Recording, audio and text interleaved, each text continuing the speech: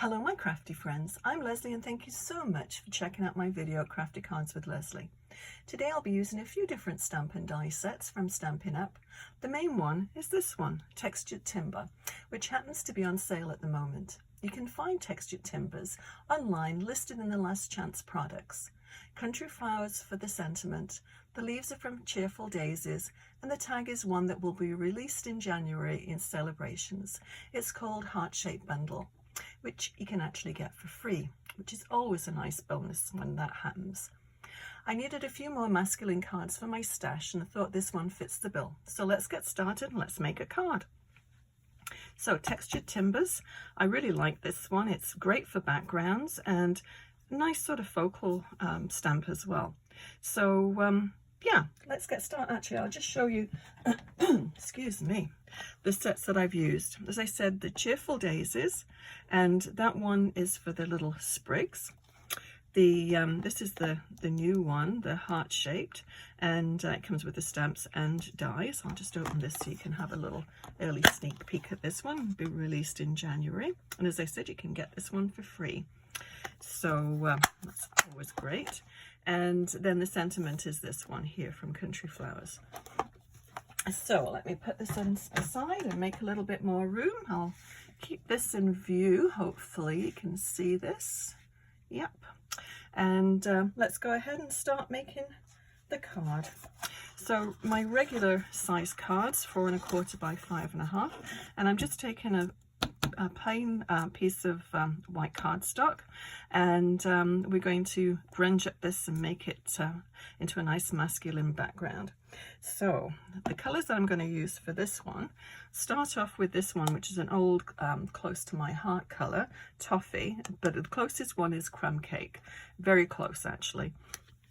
And so let's go and put these on. I'm just going to stamp this on here for the background, a nice wooden slat. I'm going to overlap it slightly actually. Let me put some paper on underneath, just scrap paper, just to do this so I save my board. Okay, and try and keep it straight as you can. And it's just a very light image, and I'm just going to rotate the stamp pad, so a Stampin' image, so you're not going to get the knots all in the same place each time. So I'm going to overlap it slightly and rotate it. Sorry if it's jiggling the camera. My camera is attached to a stand which is attached to the table, so every time I do anything it jiggles. Okay, let's rotate it again.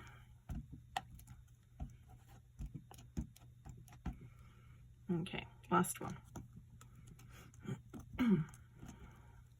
Okay, so just a nice light background, but we're going to grunge it up even more. So what I did with this one was I wanted to have not just a regular straight edge. I wanted to, as I said, I'm going to grunge it up, and so I wanted to have the edges a little bit more grunge. So I used the decal. I thought that would work. So this is just a decal edge die, and so after you've stamped the background, just pop the die on, run it through your Big Shot, and then you've finished with this one. And I thought rather than bringing my Big Shot to this little table, it's a bit awkward. So this is the image that you're ending up with, and I'll give you the measurements of this one. It is 5 by 3 1/2. So it gives you a nice border all the way around. So let's go ahead and grunge it up even more. So I'm going to bring back the Toffee or the Crumb Cake ink and just take a blending brush. I've just got a little blending brush here, and we're just going to just add a little bit of color to the edges. And you don't need to go crazy, just a little bit of color will do it. Very easy thing to do, but it just defines the edges as well. It just adds a little bit more color to the edges.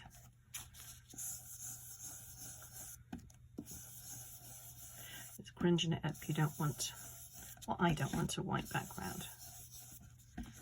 And here I go, jiggling again.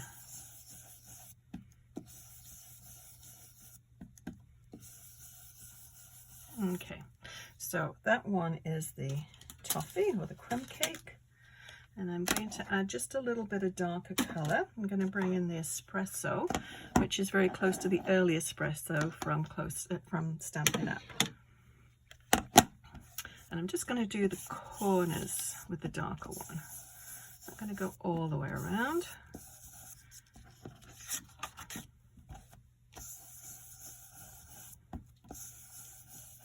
See how it just adds that little grunginess to it.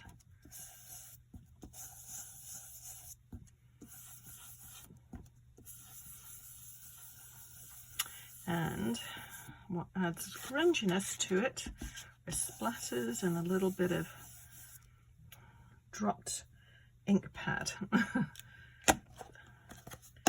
That's probably the easiest way to describe this next little stage. I'm just going to take my Memento ink and literally just drop it on here. Now, I don't want to drop it face down, but as you can see on this one, it's just the edges. And so all you need to do is just go like that. No particular order, just yeah, wherever you think it needs to be filled up. Don't want a huge amount on there, but it just adds a little bit to it. So now I want to do splatters. So I'm going to bring in my stamping platform. It's got a nice shiny surface, so it's great for putting ink on it. So I'm just going to take my espresso ink and just smear a little bit on the top there, and then just take my little spritzer, whoops, top was already off there, and just spritz just a little bit, and then a little paintbrush. Mix it in. Now you can obviously get splattered stamps, and so you get a very uniform look to them. And I just wanted this all over, so this works really well. Great way of adding a little bit of grunge to the background here. Okay, that I think is probably enough grunge. Just wipe this off before we get it everywhere. So while that's drying, it shouldn't take very long. I'll just stamp the little wooden piece at the back there. Little log, I guess it is. Okay, so I'm going to stamp this. I've already done one, obviously, so I just put that underneath there to keep it from going onto my stamping platform. And if you're using red rubber ink, stamp images, make sure if you've got a stamp platform like this, just take the foam pad out, because the red rubber is a lot thicker than the clear ones, and so just take this out and it will stamp a perfect image each time. So just give it a little light rub. I'm going to give it another little application of ink because I want it quite dark. Another good reason to use a stamping platform, especially on red rubber. The clear ones, obviously you can see through them, so they're not as difficult to line up, but the red rubber, not very easy, close to impossible. So that one is all done. I'm just going to leave it in there though, because I've got one already cut out. So just fussy cut it and we finish up with that. So what I'm going to do now is just to take my Memento ink and just go around the edges with it. You can use a finger dauber if you want, but this works really well too. So just go around and it just finishes off the edges.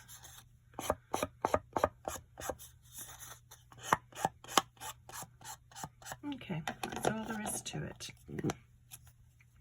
Okay, so this should be perfectly dry now, and I'm going to add a little bit of ribbon, and this, no idea what make this is. It's just out of my stash, and I thought it went quite nicely with this, so It's always nice to use what you actually have. Now my scissors, and I'm just going to do a tape runner.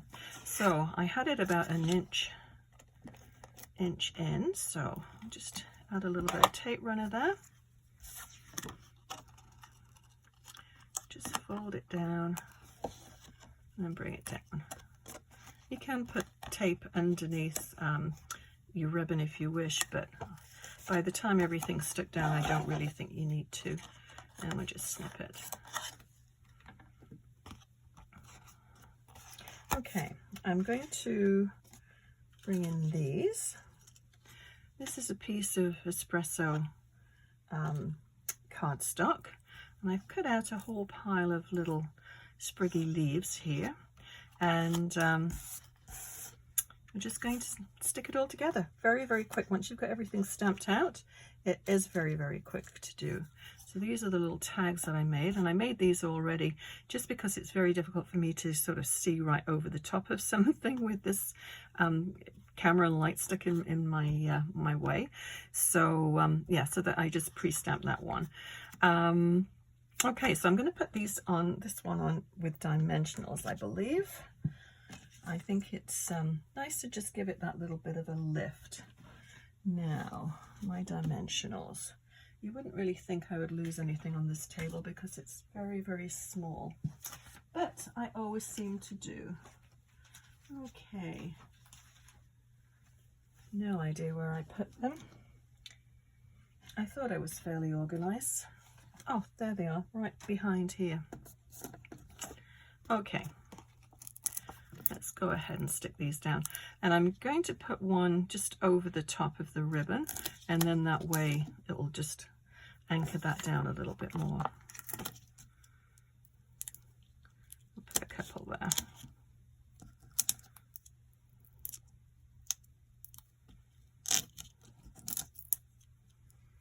And it's nice to give it a little bit of a height to the card.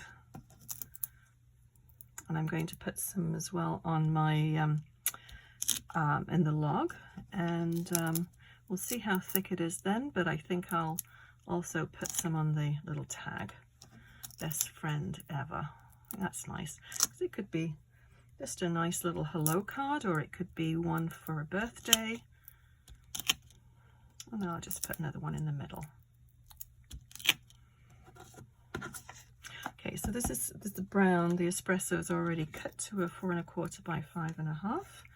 So we just, and it's always nice to use the cardstock that you don't actually see. So it's perfect to cut out everything. Okay, I'll try and get this straight. It's not equal distance all the way around, because the decal one is a different different shape, really, isn't it? You know, it's not this sort of traditional 4 1/4 by 5 1/2 card front, but that's okay, it works. I quite like it. Okay, so I'm going to do the same thing with this. Put the little ones on the back, little dimensionals.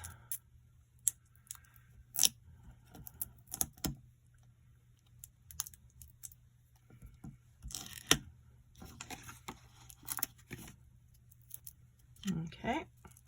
And I guess it doesn't really make any difference which way around this one goes. I'll pop it about there. And so the leaves, I've got some green ones here, and I just cut these out of different scraps that I had. Just pop the middle out of that. So on this one I put some behind here, and I just stuck the actual base of the twigs down. I didn't want to put the whole glue the whole thing down, because I wanted to have some movement to the twigs. And so let's go ahead and pop this one down first, and then we'll build our little scene around it. Okay, so for this one I think I'll use, what should I use to mount this one? Oh, I think that will probably work. Yeah, I do like these dimensionals because they've got nice flat sides, so you can usually fit them into small little spaces. Okay, so put them there, and then on the end one I'll need to have two because there's already one on here and then one on here, so we want it to balance. So we'll put another one there. Come on, off you come. And then we'll put another one right over the top.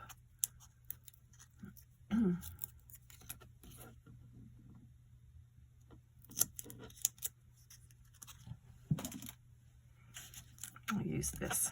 I think it works better than my fingernails. Oh, maybe not. Yep, it does.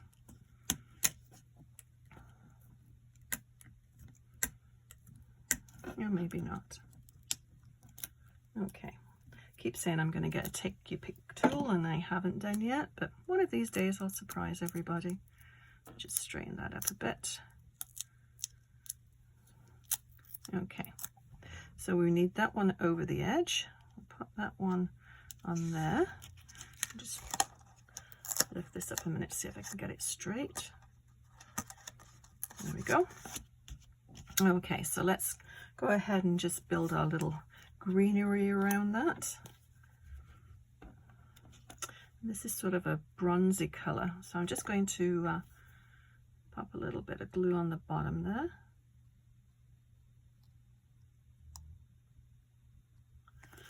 And then we'll tuck it.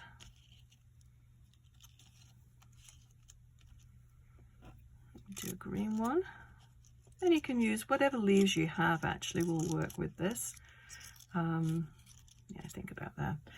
So just have a look what you have. It doesn't have to be this one.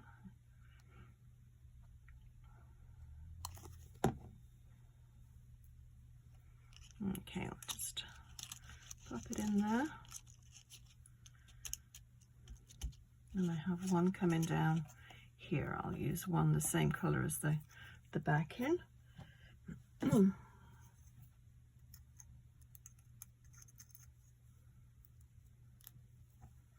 Okay, so I'll just stick this part down. We'll glue that part. Leave the rest of it just to flow. Just make sure if you do have things that are sort of not stuck down entirely like this, just make sure you be careful when you put it, just be mindful when you put it in your envelope. Okay, so that's more or less the card front done, except we need to put some little bits of bling on here. Now, what have I got? Oh, this one here. So this one is opaque faceted gems. So I just put a couple or three on there. So let's just do the same.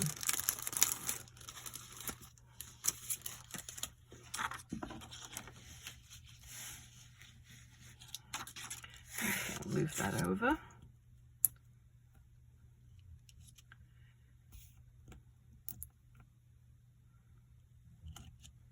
And put one up here. Okay, so then all we need to do is just pop it on our card base. It's not a very difficult card to do at all.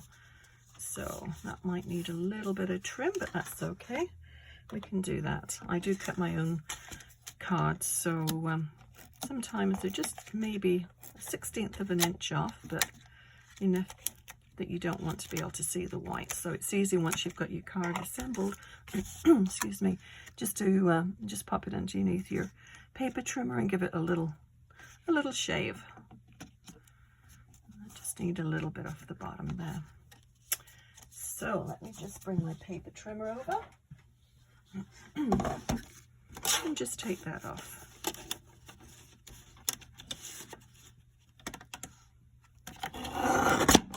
Easily done. Actually, another little sliver.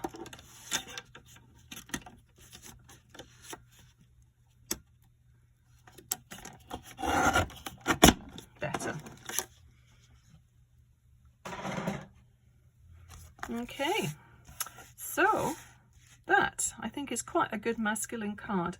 Little grungy. It's nice to get a little bit of inky done, and yeah, so this one, as you can see, I made it a little bit smaller, the actual card, the mat, and so you can see a little bit of the card around it.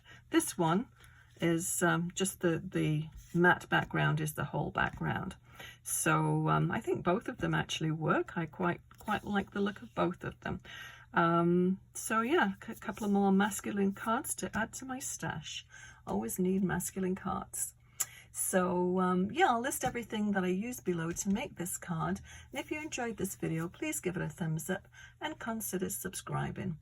Also, click on the bell icon, and that way you'll be notified when I post new videos. And also, you could share it with crafty friends if you have other friends that really like card making. And thank you so much for watching. We'll see you again soon. Happy crafting. Bye bye.